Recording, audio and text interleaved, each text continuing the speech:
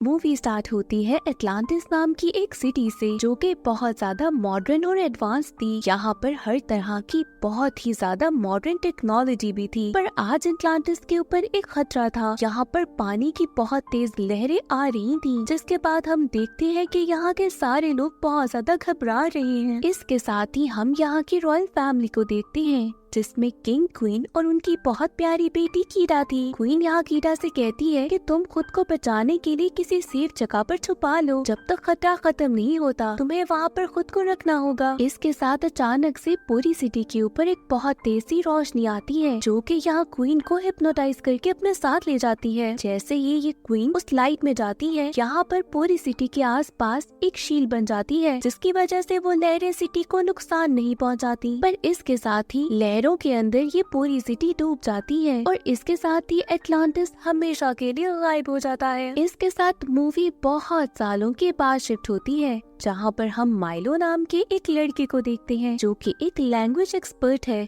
और एक म्यूजियम में ही रहा करता था। माइलो को एटलांटिस सिटी ढूंढने का बहुत शौक था। उसने बहुत सारी रिसर्च सिर्फ इसीलिए की थी कि वो किसी तरीके से एटलांटिस सिटी तक पहुंच जाए। वो सबको बताता है कि ये सिटी बहुत ज्यादा एडवांस थी और इसी के साथ ही यहाँ पर एक पावर सोर्स था, जो अगर इनको मिल गया तो यहाँ दुनिया के बहुत सारे मसले सॉल्व हो जाएंगे। माइलो साथ ये भी बताता है कि एक बहुत स्पेशल बुक है, जिसके अंदर एटलांटिस तक पहुंचने का रास्ता लिखा है, पर उस बुक को ढूंढने के लिए उसे आइसलैंड जाना होगा। माइलो के दादा भी एक एक्सप्लोरर ही थे और उन्होंने भी शायद काफी अपनी जिंदगी एटलांटिस को ढूंढने में गुजार दी थी। अब इसके बाद माइलो यहाँ म्यूजियम के काफी लोगों के पास जाता है ताकि उनसे फंडिंग ले सके, पर पूरे म्यूजियम के डायरेक्टर्स में कोई भी ऐसा नहीं था जो कि माइलो को कोई भी फंडिंग दे सके। हर कोई माइलो का मजाक उड़ाता है कि तुम एटलांटिस ढूंढने में हमारा पैसा जाया करोगे। अब इसके बाद माइलो उदास होकर अपने घर वापस जाता है। यहाँ हेल्का नाम की एक लड़की माइलो का वेट कर रही थी। वो माइलो को बताती है कि तुम मेरे टीम लीडर विटमोर से मिलो, वो शायद तुम्हारी हेल्प कर सके। जब माइलो विटमोर से मिलता है तो पता चलता है कि ये माइलो के दादा का कोई दोस्त था, जो कि एटलांटिस सिटी तक खुद भी पहुँचना चाहता था। विटमोर से मिलने के बाद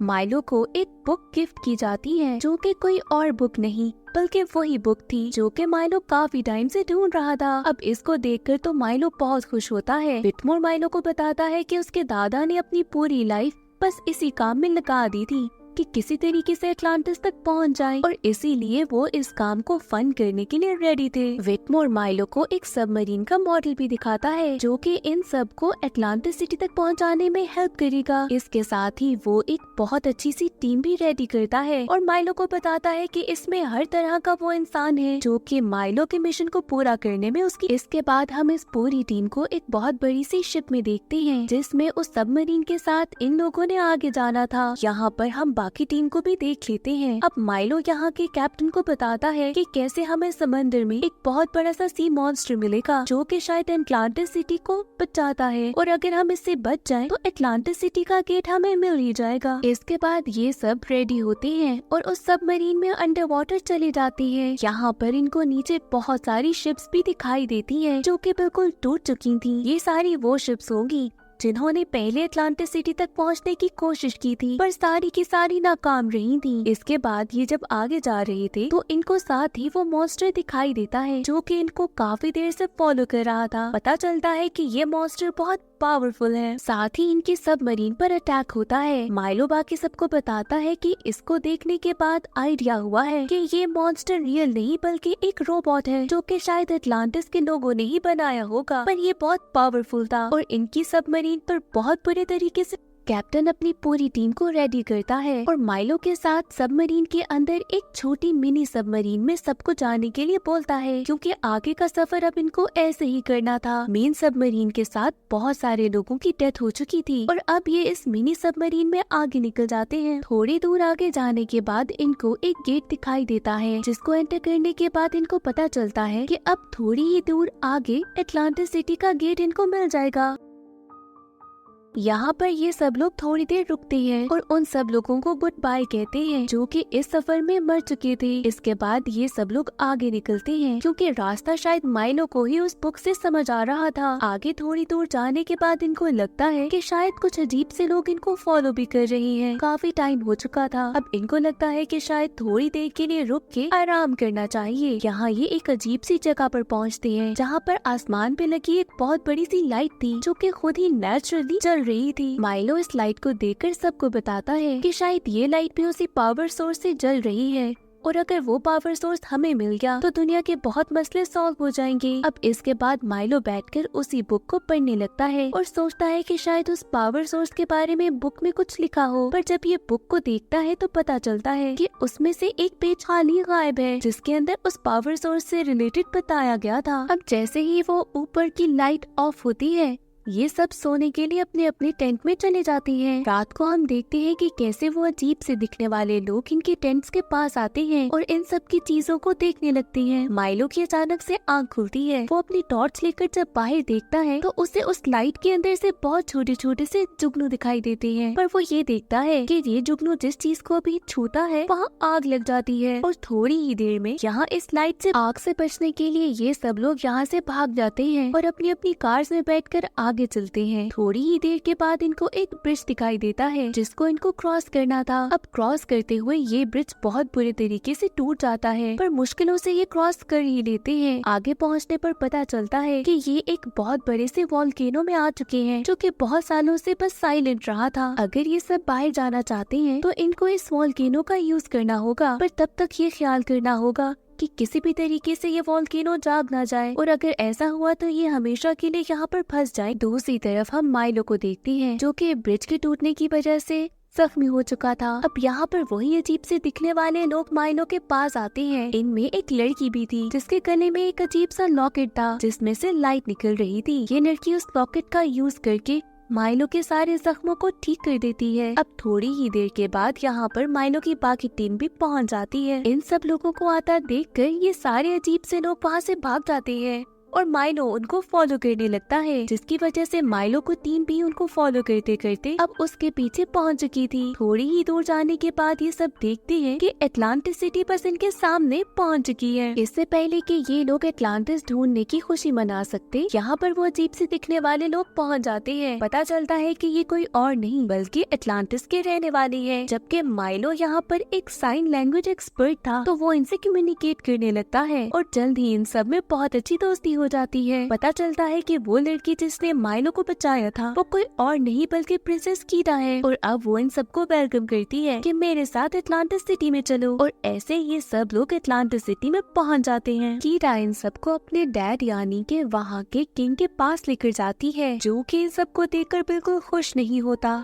और इन सब से कहता है कि तुम लोगों को यहाँ से जल्द चले जाना चाहिए और जिस चीज की तलाश में तुम लोग यहाँ आए हो वो तुम लोगों को नहीं मिलेगी, यानी कि वही पावर सोर्स। कैप्टन फिर भी किंग से कहता है कि यहाँ आज रात रुकने की परमिशन दे दी जाए, जिस पर किंग उनको अलाउ करता है कि आज रात तुम लोग यहाँ पर रुक सकते हो। कीड़ा को ये सब बिल्कुल अच्छा नहीं लगता कि उसके डैड ने इनको जाने को बोल दिया है। अब यहाँ पर माइलो कीड़ा से मिलने के लिए आता है और पता चलता है कि ये दोनों एक दूसरे को कुछ पसंद करते हैं, जिसके बाद ये दोनों अपनी दुनिया की सारी बातें एक दूसरे से शेयर करते हैं। कीड़ा यहाँ माइलो को अपनी एक पुरानी शिप के पास लेकर जाती है जो कि दिखने में एक हेली जैसी थी। अब यहाँ माइलो उसे बताता है कि वो इसका क्रिस्टल यूज करके इस शिप को स्टार्ट कर सकता है, जिसके बाद वो क्रिस्टल से उस शिप को स्टार्ट कर देता है। इसके बाद कीड़ा माइलो को एटलांटिस सिटी घुमाती है जहाँ पर माइलो इनके सारे कल्चर से बहुत अच्छे से वाकिफ हो जाता है और बहुत एंजॉय भी करता है। इसके बाद माइलो उसे वो बुक भी दिखाता है जिसमें यहाँ की सारी चीजें थी और बताता है कि कैसे वो यहाँ की लैंड। कीड़ा माइलो को बताती है कि कैसे आहिस्ता आहिस्ता क्योंकि पावर सोर्स इन्हें मिल नहीं रहा तो इनकी सिटी भी मर रही है। जिसके बाद वो अंडर वाटर माइलो को एक बहुत सीक्रेट जगह पर लेकर जाती है। वहाँ पर बहुत बड़ी बड़ी सी पेंटिंग्स थी जिनको माइलो स्टडी करने लगता है और इसके बाद वो कीड़ा को बताता है कि जैसे उसके लॉकेट में क्रिस्टल लगा है उसी तरह से एक बहुत बड़ा पावर सप्लाई होगा और वो इनकी सिटी को बचा सकता है। माइलो बताता है कि वो उस पावर सप्लाई को ढूंढना चाहता है पर उसकी बुक में से वो पेज गायब है। अब इसके बाद ये दोनों पानी से बाहर आते हैं और माइलो का सामना उसके कैप्टन से होता है। यहाँ पता चलता है कि उस बुक का पेज माइलो के कैप्टन के पास ही है और वो यहाँ पर सिर्फ पावर सप्लाई ढूंढने के लिए आया था। वो माइलो से कहता है कि मुझे इस क्रिस्टल की तरह पावर सप्लाई तक पहुँचा दो वरना मैं कीड़ा को जान से मार दूंगा। अब माइलो को ना चाहते हुए भी कैप्टन की हेल्प करनी पड़ती है। माइलो बताता है कि इस पेज पर यही लिखा है कि किंग के अलावा किसी को भी पावर सप्लाई का पता नहीं। जिसके बाद ये कैप्टन इन सब को लेकर किंग के पास जाता है और किंग से पूछता है कि मुझे पावर सप्लाई के बारे में बता दो, पर किंग उसे कुछ भी बताने से इनकार कर देता है। जिसके बाद कैप्टन किंग को मारने लगता है। साथ ही उसकी नजर पानी पे पड़ती है। वहाँ पर एक अजीब सा निशान था। ये निशान बिल्कुल वैसा ही था जैसा कि उस मेन बुक पे लिखा हुआ था। इसके बाद कैप्टन यहाँ पर माइलो और कीड़ा को पकड़ के उस पानी के बीच में निशान दिख जाता है और यहाँ पता चलता है कि पानी के बीच में एक पिलर है जो कि फौरन इनको नीचे लेकर जाता है। नीचे जाने पर इनको आसमान पर एक बहुत बड़ा सा स्टोन दिखाई देता है जिसके आसपास इनके एंसेस्टर्स थे जो कि यहाँ की प्रोटेक्शन कर रहे थे। पता चलता है कि यही वो पावर सप्लाई है जिसकी तलाश इनको बहुत टाइम से थी। अब नीचे जाते साथ ही माइलो को कैप्टन कहता है कि इस स्टोन को नीचे लेकर आने का रास्ता बताओ, पर माइलो को ये पता नहीं था। अचानक से इन्हीं स्टोन में से एक रोशनी निकलती है जो कि कीड़ा को हिप्नोटाइज कर देती है, बिल्कुल वैसे जैसे उसकी मॉम को किया गया था। और इसके साथ ही कीड़ा आसमान में उस स्टोन के पास चली जाती है। थोड़ी देर के बाद कीड़ा वहाँ आसमान से नीचे उतरती है और पता चलता है कि सारे स्टोन की पावर अब कीड़ा में है। और इसी बात का फायदा उठाते हुए कैप्टन उसे एक बॉक्स में बंद कर लेता है और कहता है कि कीड़ा को मैं अपने साथ लेकर जाऊंगा क्योंकि सारी पावर अब इसमें है। माइलो इस बात से बिल्कुल एग्री नहीं करता और कैप्टन को मना करता है कि अगर कीड़ा को यहाँ से बाहर ले। कैप्टन बाकी सारी टीम के लोगों को कहता है कि अब वापस जाने के लिए रेडी हो जाएं और वहाँ से सारे लोग जाने लगते हैं। माइलो बाकी टीम को भी मना करता है कि अगर कीड़ा यहाँ से गई तो एटलांटिस सिटी का खात्मा हो जाएगा और इसी तरह यहाँ पे रहने वाले सारे लोग मारे जाएंगे। वो बाकी सारी टीम को समझाता है कि जैसे वो अपनी लाइफ से इतना तंग थे और तरह तरह की प्रॉब्लम्स झेल रहे थे तो उनको भी यहाँ के लोगों की बातों को समझना चाहिए। अब आहिस्ता आहिस्ता टीम के बाकी सारे लोग भी माइलो की बात को समझ रहे थे और इसी बात पर एग्री करते हैं कि कीड़ा को लेकर जाना नहीं चाहिए। अब हेल्गा के अलावा बाकी सारी टीम भी माइलो के साथ थी। कैप्टन बाकी टीम से कहता है कि ठीक है, अगर तुम यहाँ पर रहना चाहते भी हो तो मैं हेल्गा के साथ अकेले वापस चला जाता हूँ। जिसके बाद वो हेल्गा दोनों कीड़ा को लेकर वहाँ से चले जाते हैं और जैसे ही वो वहाँ ब्रिज क्रॉस करते हैं एटलांटिस सिटी का पानी ड्राई होने लगता है और वहाँ के लोगों की लाइट भी बहुत डिम हो जाती है। जाते जाते ये कैप्टन यहाँ का ब्रिज भी तोड़ देता है ताकि दोबारा उन तक कोई माइलो और टीम के बाकी लोग अब किंग के पास जाते हैं जिसकी तबीयत कुछ खास ठीक नहीं थी। अब किंग माइलो को बताता है कि जब भी एटलांटिस सिटी पे कोई प्रॉब्लम आने लगती है यही एंसेस्टर्स यहाँ की रॉयल फैमिली में से किसी को चूज कर लेते हैं। जैसे कि पहले जब पानी सारा एटलांटिस की तरफ आने लगा था तो इस होली पावर ने कीड़ा की मॉम को चूज किया था और इस बार अब कीड़ा को चूज किया गया है। साथ ही किंग ये भी बताता है कि वो पानी वाली प्रॉब्लम भी किंग की अपनी गलती की वजह से थी क्योंकि वो इस पावर को खत्म करना चाह रहा था। किंग माइलो को बताता है कि कुछ ही टाइम के बाद कीड़ा की पावर सारी बहुत ज्यादा बढ़ जाएगी और इसके बाद कीड़ा कभी भी इन तक वापस नहीं पहुंच सकेगी। अब इसके साथ ही वो माइलो को अपना लास्ट क्रिस्टल देता है और कहता है कि एटलांटिस और कीड़ा को बचाने की रिस्पॉन्सिबिलिटी अब माइलो की है और ये कहने के साथ किंग की डेथ हो जाती है। माइलो बहुत ज्यादा परेशान होता है कि अब किस तरह से कैप्टन तक पहुंचा जाएगा क्योंकि एक ही रास्ता था और वो भी कैप्टन ने तबाह कर दिया। इसके साथ ही माइलो को आइडिया आता है। उसे याद आता है कि कीड़ा ने कैसे उसे वो फ्लाइंग शिप दिखाई थी। जिसके बाद माइलो वहाँ के कुछ लोगों को लेकर जाता है और उन्हीं फ्लाइंग शिप्स को एक्टिवेट करता है उसी क्रिस्टल के साथ जिसे किंग ने उसे दिया था। और इस तरह दूसरी तरफ कैप्टन ने एक बहुत बड़ा सा फ्लाइंग बलून रेडी कर लिया था जिसमें वो कीड़ा को अपने साथ लेकर जा रहा था। साथ ही उसने वॉल्केनो को भी एक्टिवेट कर लिया था ताकि वो वॉल्केनो के थ्रू बाहर निकल सके। इतनी ही देर में माइलो वहाँ पर पहुँच जाता है और यहाँ पर इनके बीच में बहुत खूब लड़ाई होती है। माइलो को पता चलता है कि इनकी फ्लाइंग शिप्स में हमला करने की भी पावर है और इसी तरह से ये बाकी सारे लोगों पर अटैक करने लगते हैं। माइलो यहाँ पर इनको बचाने के लिए खुद को इनके बलून बलून में क्रैश कर लेता है। माइलो जैसे ही बलून पर अटैक करता है वहाँ पर बलून की स्पीड कम हो जाती है और इस चीज को देखते हुए कैप्टन हेल्गा को बलून से नीचे गिरा देता है ताकि किसी तरीके से बलून की स्पीड तेज हो जाए। हेल्गा को ये बात बहुत बुरी लगती है कि कैसे कैप्टन को माइलो पे बहुत ज्यादा गुस्सा आता है क्योंकि उसकी वजह से सारा प्लान खराब हो रहा था। शिप में मौजूद एक एक्स लेकर वो माइलो को मारने लगते हैं, पर माइलो को लगने की बजाय ये सीधा जाकर उस बॉक्स को लगता है जिसमें कीड़ा को रखा हुआ था और इसी तरह से बॉक्स का पूरा ग्लास टूट जाता है। अब माइलो उसी ग्लास को यूज करते हुए कैप्टन पर हमला करता है। जैसे ही वो ग्लास कैप्टन को लगता है कैप्टन अजीब सा होने लग जाता है। पता चलता है कि इस ग्लास में देखते ही देखते कैप्टन एक बहुत अजीब से क्रिस्टल वाले मॉन्स्टर में चेंज होने लगता है और इसी तरह से वो माइलो पर अटैक करने लगा था। पर यहाँ पर बलून का बड़ा सा फैन उसको लगता है और वो बिल्कुल तबाह हो जाता है। इसके साथ ही माइलो उस बड़े से बॉक्स के साथ नीचे गिर जाता है कि वही बॉक्स था जिसमें कीड़ा थी। इस सब के बीच में वॉल्केनो भी एक्टिवेट हो जाता है और यहाँ पर हर तरफ लावा आने लगा था। अब वहाँ पर माइलो बाकी सबके साथ मिलकर